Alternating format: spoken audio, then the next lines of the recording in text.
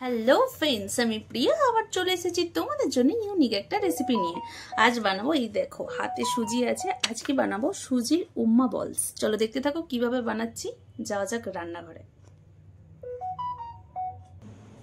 চলে এসেছি রান্নাঘরে, কি কি উপকরণ লাগছে সেটাই তোমাদেরকে দেখাই। চলো, এখানে আগেই নিয়ে নিয়েছি সাদা তেল, এখানে নিয়েছি ধনেপাতা কুচি, এখানে হচ্ছে রেড লঙ্কা মানে শুকনো লঙ্কা যেটা হয় আর কি সেটা আছে কোচানো, এখানে আছে লঙ্কা কুচি, এখানে আছে ক্যারি পাতা, এখানে আছে লবণ, মুগ ডাল আর সুজি।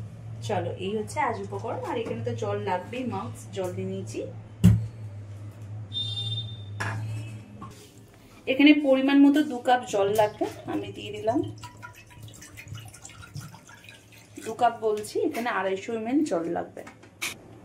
উষ্ণ উষ্ণ গরম হয়ে গেছে, এবার আমি এখানে সুজিটা অ্যাড করে দেব।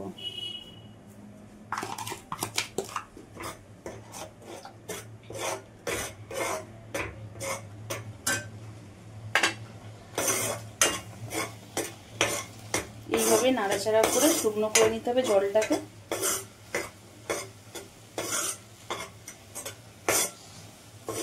হয়ে গেছে এটা, এবার এটা নামিয়ে নেব।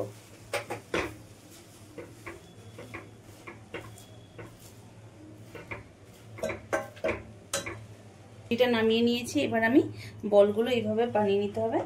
ছোট বড় যেরকম পারো সেরকম সাইজ বানাতে হবে। গরম গরম বানাতে হবে, শক্ত হয়ে গেলে এটা কিন্তু ভালো বানানো হবে না।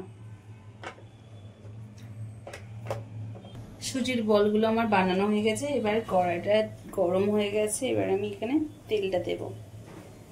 আমি এখানে সাদা তেল ইউজ করছি, সাদা তেলে দেবে, খেতে ভালো লাগবে।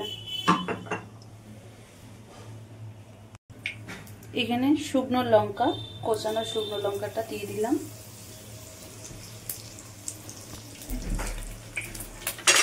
এবার এখানে মুগ ডালটা দেব।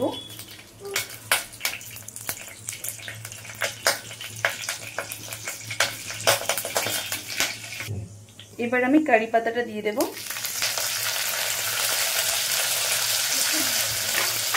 তারপরে দেব কাঁচা লঙ্কা কুচি।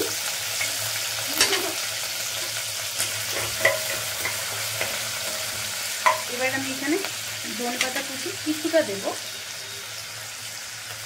কিছুটা আবার রেখে দিলাম। এবার এখানে নুনটা আমি অ্যাড করে দেব, পরিমাণ মতো দিও। আমি আমার পরিমাণ মতো এখানে যতটা লাগবে আমি ততটাই দিচ্ছি। বলগুলোকে এরকম হালকা আবার ফ্রাই করে নিতে হবে।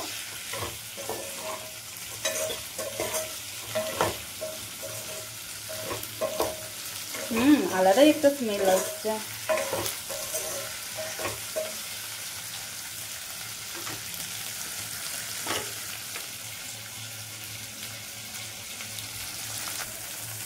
দু মিনিট ধরে এই বলগুলো আমি ফ্রাই করে নিয়েছি হালকা তেলের মধ্যে দিয়ে। এবার এখানে নামানোর সময় জাস্ট একটু ধনেপাতা এখানে দিয়ে নামিয়ে নিতে হবে।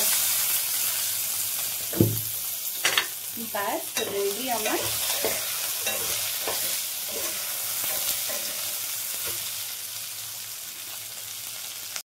পুরো রেডি আমার হাতের সামনে সুজি উম্মা বলস। চলো দেখা যাক।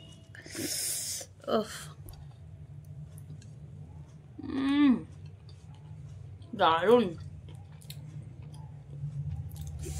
যারা যারা এরকম নতুন নতুন রেসিপি পেতে চাও অবশ্যই প্রিয়ার স্পেশাল রান্নাঘরে গিয়ে সার্চ করো।